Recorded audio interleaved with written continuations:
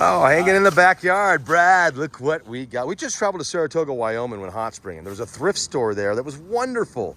Inside this bag, they had a variety of knives, like we love our cheap knives, but these ones, the price of these ones, you just got to appreciate it, okay? Okay. All right, because there's at least 50 cents worth of At knives least in those 50 bags. Yeah, I mean, they were charging 10 cents a piece for them, Brad. See, and I've got, yeah, we're charging 10 cents. Thrift stores in Wyoming are awesome. And now I have Amanda trained to buy cheap knives. So I don't even know.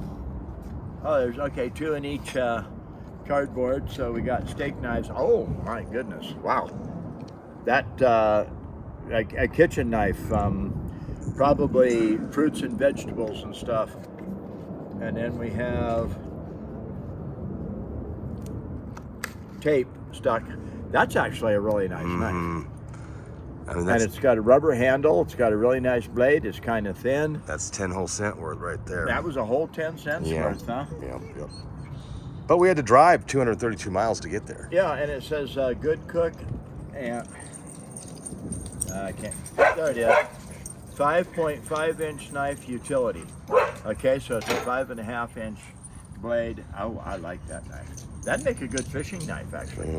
It really would. And I like the rubber handle. So let's see what we got. And we'll start with the one I've got in my hand. All right. Go Denver. Go Denver. Go the Donkeys.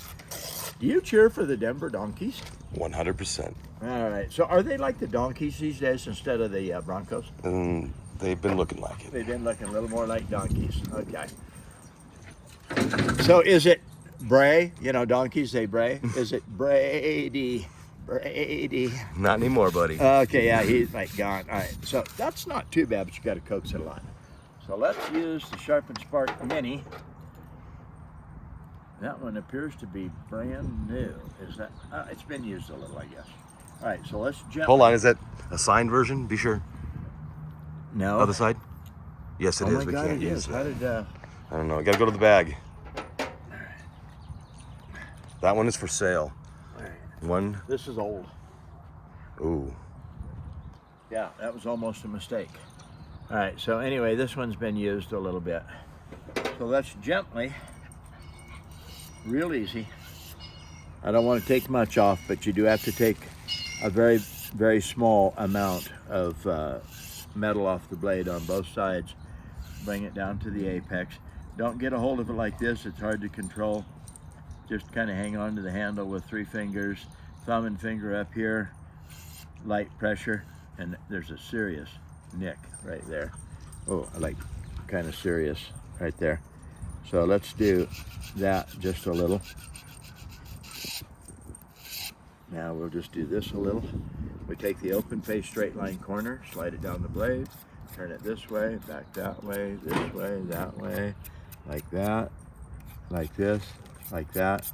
Turn it over, come back this way, just like that. Now I'm going to tip it every pass. It's a little bit soft steel, so you have to be careful or your sharpener's going to dig in. And when it digs in, it causes problems. So when you feel that the knife is fairly soft, be very gentle with pushing on the sharpener because it really will bite. That's all. All right, what else you get? A whole bunch different. It's actually a really nice knife. All right, so we do have a seriously serrated edge blade, and that one is actually been used a lot. So people say, I want to see you go from dull to sharp on a serrated edge blade. So first I look at it, I'll see that it's beveled on this side, and it actually has a bevel on that side. So it's double beveled, it's beveled to the apex, beveled to the apex, and the apex, okay, see how it just shines on the points? That means they're really flat. A pretty sweet Yeah. blade there. So we just do this. Set it down left, scoop it out right, set it down left, scoop it out right, set it down left. Now come back up like this. When I set it down left, it'd be my left, scoop it out right, set it down left, scoop it out right, scoop it out right, scoop it out right. So we do this. I push probably 3 or 4 ounces of pressure just like that. Open my hand, move my hand. No, it isn't going to cut you if you don't slide your hand or slide the blade through your hand. Just, I've never been cut this way. I did get cut the other day slicing paper. Not while I was actually sharpening, but slicing paper, and I just get a little bit too carried away. And I didn't realize the knife was as sharp as it was. It was a brand new knife, cheap knife, really sharp. So just like that. Now just do it again. I go all the way down through here to start with. I got to peel off a little metal this side like that. Then we have a little blade on the end, so we'll do this. Okay. I'm pressing kind of hard, but you don't really see any metal on my knee. There's microscopic little tiny dust there. I know that. Now on this side, I am going to cheat a little bit, and I'm just going to go forth and back like this, adding a little pressure, following the contour of the blade, following the bevel that it was ground at the factory. I can see glistening pieces of metal, so I know it's working. I'm actually cutting a little bit of metal off the blade, but I got to push pretty hard on it to get anything, so don't be scared you're just going to rip a bunch of metal off the blade because you're using the open face corners. And turn it over and do the same thing. Let it go right down through the round, up over the point, down through the round, up over the point. I can turn it this way. Okay, now, can't see those shiny spots anymore. Just like that. So you go and you buy a 50-cent knife, you take it home, spend under 5 minutes, okay? Now I'm gonna flip the knife every pass, get really light on it.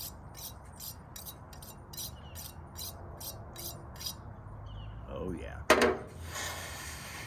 So now, let you come in and look and see, there's no shiny spots, okay, on the cutting edge anymore. So let's do this. Okay, for a serrated edge blade, that is plenty sharp. Wicked sharp. That is wicked sharp for your kitchen. That'll work just fine. What else you get? Okay, so we got, and I look at them, to be careful because I do believe they're twins. it would seriously cut me. Oh my God, that's a beautiful. Pull the other one out. Oh, I think they are twins. There we go. Well, there's another 20 cents of fun, Brad. Okay, I'm going to take these. Should I sharpen one here? I don't know. I can say I'll take these to my table this weekend.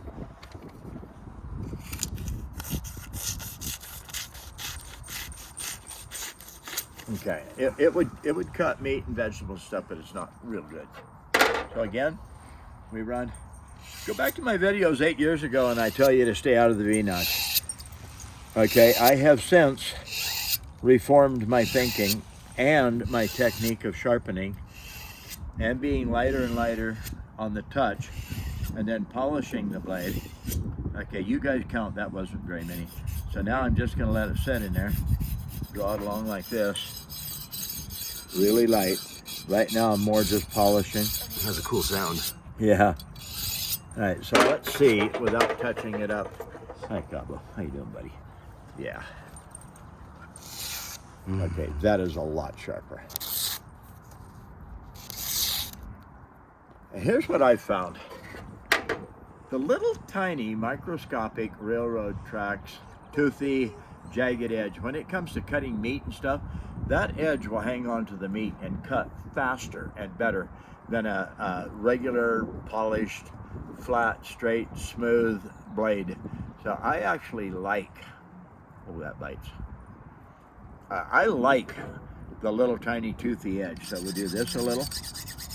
Go right on out, right on around the radius, turn it over, turn it this way.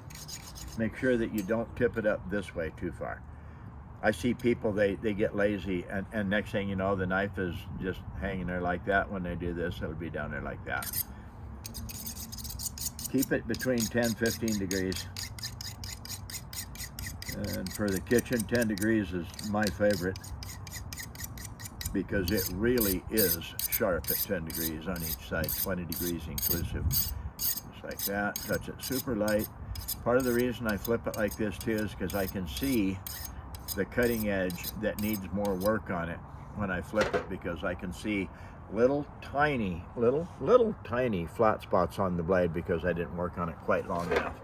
But let's see what we got now. Well, it's hard to hang on to, actually. That for kitchen knife, that's probably, oops, that's sharp enough. Well, enjoy your new knives. Yeah. You owe me 40 cents. I thought it was 50. Yeah. Okay. Yeah, I really like them, except if you have any grease or chicken fat or something like that on your hands, that would actually be a hard knife to hang on to. But I love the knives. They're pretty.